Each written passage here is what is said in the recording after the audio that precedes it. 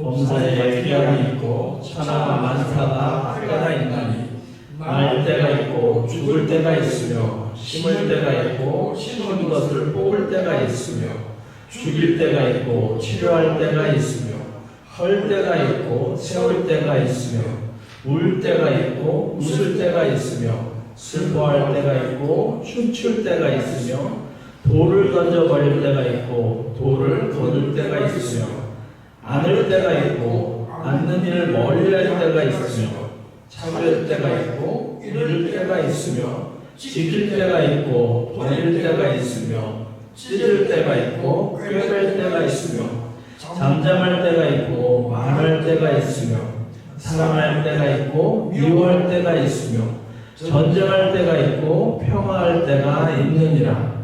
일하는 자가 그의 수고로 말미암아 무슨 이익이 있으랴. 하나님이 인생들에게 노고를 주사 애쓰게 하신 것을 내가 보았노라. 하나님이 모든 것을 지으시되 때를 따라 아름답게 하셨고 또 사람들에게는 영혼을 사랑하는 마음을 주셨느니라. 그러나 하나님이 하시는 일의 시종을 사람으로 측량할 수 없게 하셨도다. 사람들이 사는 동안에 기뻐하며 선을 행하는 것보다 더 나은 것이 없는 줄을 내가 알았고 사람마다 먹고 마시는 것과 수고함으로 낙을 누리는 그것이 하나님의 선물인 줄도 또한 알았도다. 하나님께서 행하시는 모든 것은 영원히 있을 것이라. 그 위에 더할 수도 없고 그것에서 더할 수도 없나니 하나님이 이같이 행하심은 사람들이 그의 앞에서 경외하게 하려 하심인 줄을 내가 알았도다. 지난주에 그렇게 더웠던 날씨가 언제 그랬냐는 듯이 또 아침 저녁으로 서늘한 날씨가 되었습니다. 다음 주에 또 약간 더워진다고 하는데 이 더위는 계속되지는 않을 것 같습니다. 여름이 오고 반드시 또 가을이 오고 계절은 계속 이렇게 반복되어 올 것입니다. 하나님께서 그렇게 만드셨기 때문이죠. 하나님이 만드신 그 자연 법칙대로 때가 되면 밤이 오고 또 때가 되면 추워지고 2022년이 지나서 2023년이 오고 우리 인생의 시간도 이렇게 흐르고 있는 것입니다. 오늘 말씀에서 전도자는 때와 시기에 관한 아주 귀한 교훈의 말씀을 우리에게 주고 있습니다. 첫 번째로 전도자가 강조한 것은 인생의 끝이 있다는 것을 기억하라는 것입니다. 너무나 당연한 말이지만 의외로 우리는 마치 영원을 살 것 같이 착각하면서 계획도 하고 걱정도 하고 또 무슨 일을 또 너무나 오버로 또 기뻐하기도 하고 그런 경우가 많은 것 같습니다. 오늘 1절 말씀 보시면 범사가 기한이 있고 천하 만사가 다 때가 있다고 말씀하고 있습니다. 범사라는 말을 잘 알죠. 모든 것이란 말이죠. 전체란 말이죠.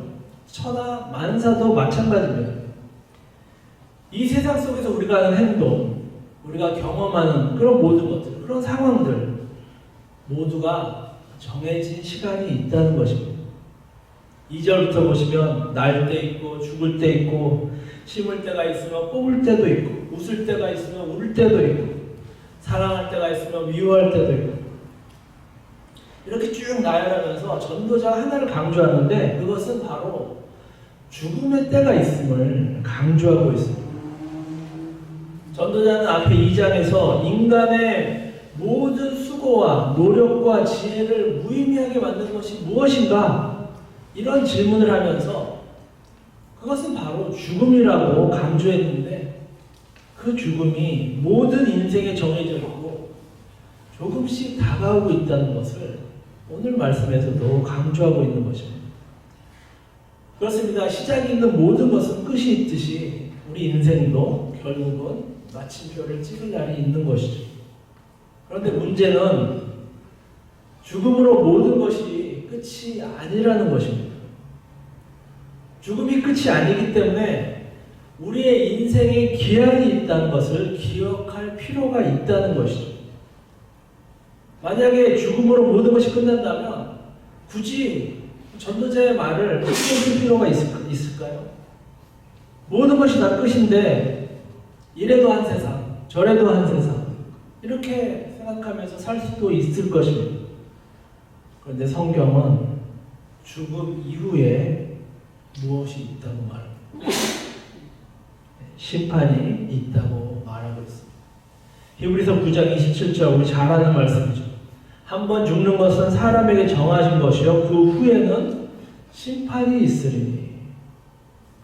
또 마태복음 25장 46절에 그래서 악인은 영벌에 의인은 영생에 들어간다고 분명히 말씀하십니다. 이것이 바로 우리가 전도자의 메시지에 귀를 기울여야 하는 이유입니다.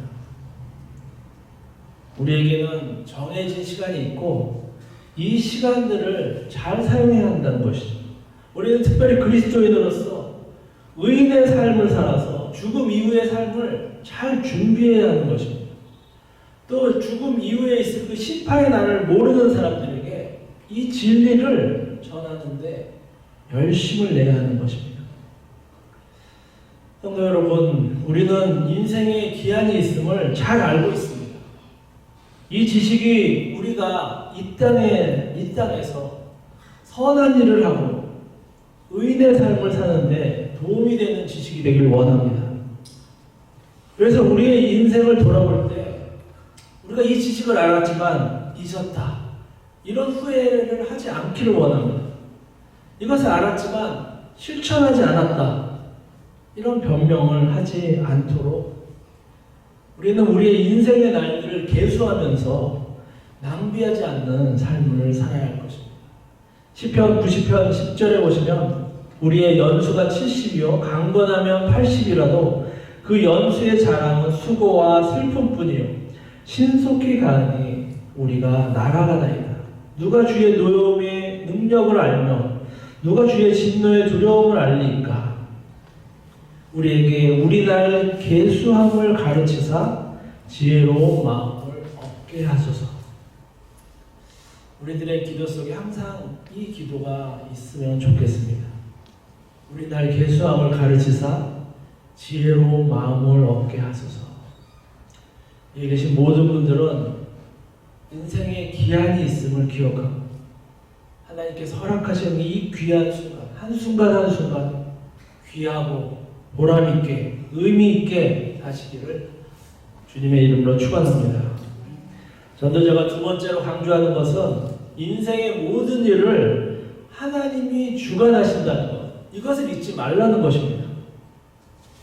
다시 1절을 보시면 범사의 기한이 있고 천하 만사가 다 때가 있다, 이렇게 번역했는데 우리 옛날 성경 개역 한글은 좀 다르게 표현하고 있습니다. 천하의 범사가 기한이 있으며 모든 목적을 이룰 때가 있다고 이렇게 번역하고 있습니다. 여기서 목적이라는 단어, 이 원어로는 기쁨, 즐거움이라는 뜻인데 개역성경은 이것을 목적이라고 번역한 것이죠. 우리가 지난주에 나눈 말씀인데 우리 인생의 가장 큰 목적 중에 하나는 바로 기쁨과 즐거움입니다. 이런 면에서 보면 이 옛날 성경이 더 적절하게 번역했다고 할 수 있겠습니다.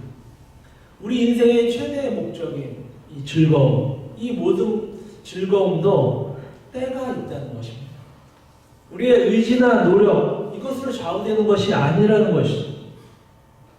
우리 마음에 아무리 강렬한 소원을 두고 어떤 일을 행할지라도 그 모든 일의 성취는 우리의 계획과 시간표대로 되는 것이 아니라는 것입니다. 그 모든 것은 하나님께서 주관하신다는 것입니다. 오늘 말씀 11절 보십시오. 하나님이 모든 것을 지으시되 때를 따라 아름답게 하셨고 또 사람들에게는 영혼을 사모하는 마음을 주셨느니라. 그러나 하나님이 하신 일의 시종을 사람으로 측량할 수 없게 하셨도다. 그렇습니다. 하나님께서 정해주신 그 계획과 시간표대로 모든 것이 이루어집니다. 이것을 신학 용어로는 하나님의 섭리라고 말합니다. 여러분, 솔로몬의 삶을 한번 생각해 보십시오. 우리가 잘 알듯이 그는 그 누구보다 지혜로운 사람이었습니다. 하나님께서 인정해주는 지혜의 사람이었습니다. 솔로몬은 그의 지혜로 모든 것을 계획하고 철저히 준비하고 실천했습니다. 그 모든 것을 다 한 후에 그가 한 고백의 말씀, 잠언 16장 9절 말씀입니다. 사람이 마음으로 자기의 길을 계획할지라도 그 걸음을 인도하는 자는 여호와시니라. 이 진리를 깨달은 자는 솔로몬만이 아니었습니다. 눈물의 선지자라고 별명을 가진 예레미야도 마찬가지 고백을 합니다. 선지자들이 얼마나 힘들게 사역하고 얼마나 핍박을 받으며 어렵게 사역한 건 우리가 잘 알지만 그 중에 예레미야는 정말 고통 가운데 사역을 했습니다. 어느 누가 진실을 말하면서 모욕을 당하기 원하겠습니까? 어느 누가 박해를 받으면서 사역을 하고 싶겠습니까? 예레미야는 하나님의 참된 뜻을 전한다는 그 이유 하나만으로 다른 민족들도 아니고 동족들에게 조롱을 받고 핍박을 받았습니다. 너무 심한 박해를 당해서 그는 이렇게 말합니다. 예레미야 20장 9절에 내가 다시는 여호와를 선포하지 아니하며 그의 이름으로 말하지 아니하리라. 다짐하고 또 다짐하는데 그의 생각 속에서는 계속 이렇게 생각하는데 이렇게 표현합니다. 나의 마음은 불붙는 것 같아서 골수에 사무치니 답답하여 견딜 수가 없다. 말씀 선포하지 않으면 내 마음이 막 불붙는 것 같아서 답답해서 어쩔 수 없게 또 선포하게 된다는 것이죠. 그래서 다시 이스라엘 백성들 앞에 나와서 하나님의 말씀을 선포합니다. 또 박해를 받습니다. 이런 경험을 하고 예레미야는 이렇게 고백합니다. 10장 23절에 여호와여 내가 알거니와 사람의 길이 자기에게 있지 아니하니 걸음을 지도함이 걷는 자에게 있지 아니합니다. 시편을 통해서 다윗도 같은 고백을 하죠. 그는 나를 푸른 풀밭에 누이시며 쉴만한 물가로 인도하시는 내 영혼을 소생시키시고 자기 이름을 위하여 의의 길로 인도하시는도다. 48편에 하나님은 영원한 우리의 하나님이시니 그가 우리를 죽을 때까지 인도하시리로다. 사랑하는 성도 여러분, 우리의 고백도 이와 같지 않습니까? 지금 이 순간까지 인도하신 분은 하나님이심을 우리도 고백할 수밖에 없습니다. 우리가 아무리 계획을 철저히 세워도 항상 다른 결과를 얻었습니다. 어떤 일은 우리가 너무나 열심히 노력했는데 이루어지지 않았습니다. 근데 어떤 일은 전혀 신경 쓰지도 않았는데 순조롭게 이루어지는 그런 경험들 우리 모두에게 있습니다. 개인적으로 저는 인생 계획에 목사는 없었습니다. 미국에 사는 것도 제 계획과 노력이 아니었습니다. 헤세드 한인교회 개척하는 것은 더더욱 아니었습니다. 그러나 하나님께서 계획하셨고 이루셨습니다. 우리가 만약 우리의 삶을 진지하게 돌아본다면 모든 일을 계획하시고 이끄시는 분은 하나님이심을 고백하게 될 줄 믿습니다. 잠언 19장 21절을 보시면 사람의 마음에는 많은 계획이 있어도 오직 여호와의 뜻이 완전히 서리라. 에베소서 2장 10절 말씀입니다. 우리는 그가 만드신 바라 그리스도 예수 안에서 선한 일을 위하여 지으심을 받은 자니 이 일은 하나님이 전에 예비하사 우리로 그 가운데서 행하게 하려 하십니다. 사랑하는 성도 여러분, 하나님께서 우리의 인생을 주관하십니다. 세밀한 계획과 완벽한 대책을 가지고 우리를 이끌고 계십니다. 이것을 우리가 기억하고 진정으로 믿는다면 걱정과 근심, 두려움이 우리를 흔들지 못할 것입니다.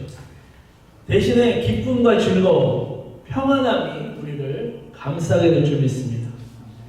오늘 말씀 12절 말씀 보십시오. 사람이 사는 동안에 기뻐하며 선을 행하는 것보다 더 나은 것이 없는 줄을 내가 알았고 사람마다 먹고 마시는 것과 수고함으로 낙을 누리는 그것이 하나님의 선물인 줄도 또한 알았도다. 기뻐하며 선을 행하고 먹고 마시고 주어진 일을 열심히 함으로써 낙을 누리는 것. 이것은 하나님의 선물입니다. 여기 계신 모든 분들은 인생의 주관자이신 하나님의 선물을 풍성히 누리며 나누시기를 주님의 이름으로 축원합니다. 마지막으로 전도자는 때와 시기를 분별하는 지혜로운 자가 되라고 교훈하고 있습니다. 오늘 9절 말씀 보시면 일하는 자가 그의 수고로 말미암아 무슨 이익이 있으랴.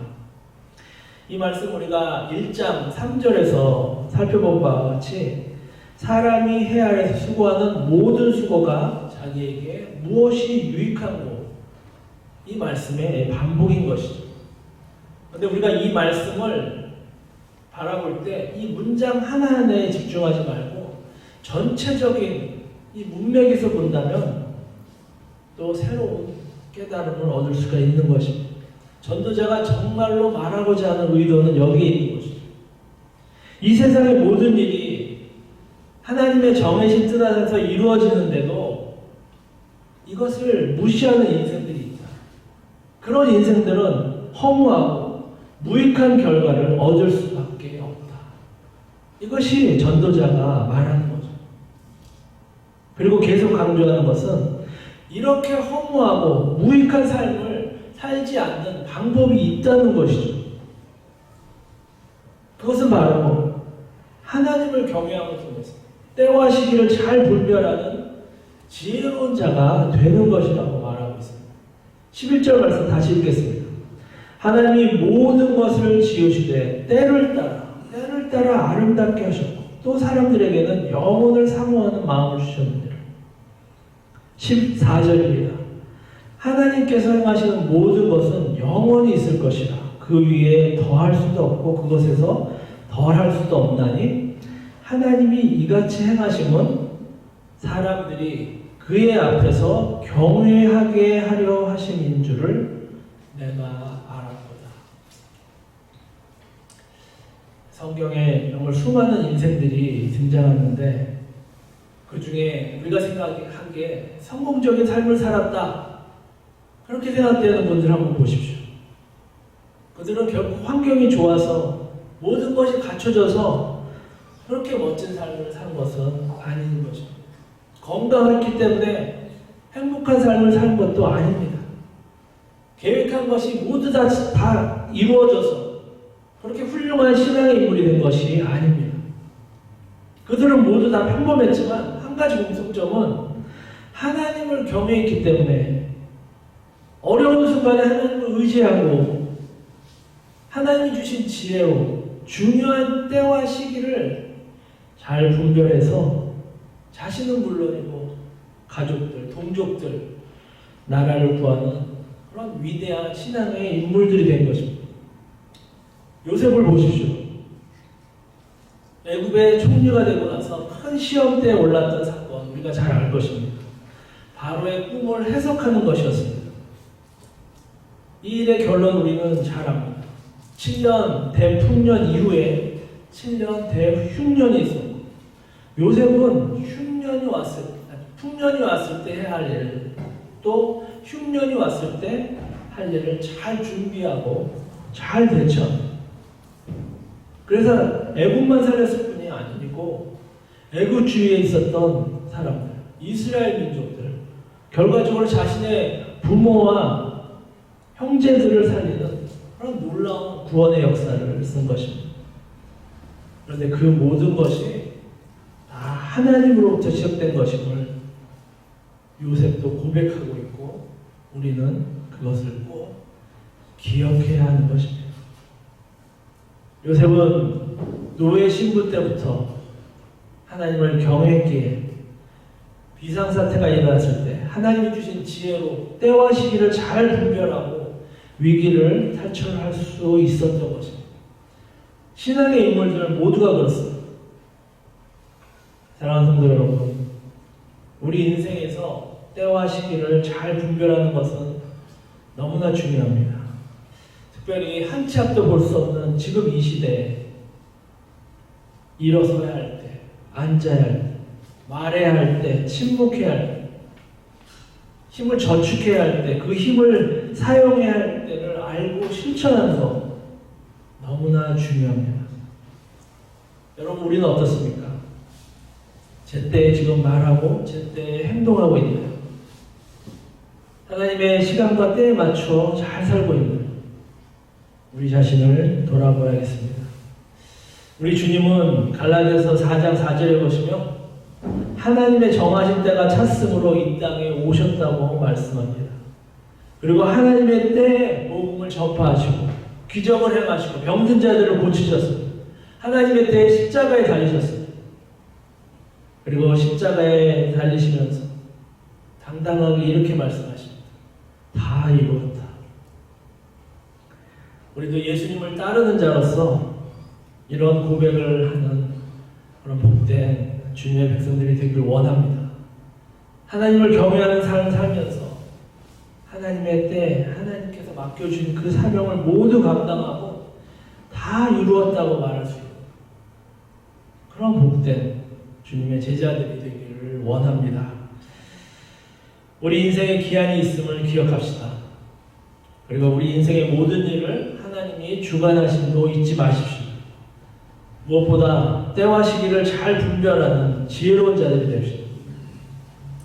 이 은혜와 축복이 여기 계신 모든 분들에게 풍성히 임하시기를 주님의 이름으로 축원합니다. 기도하겠습니다.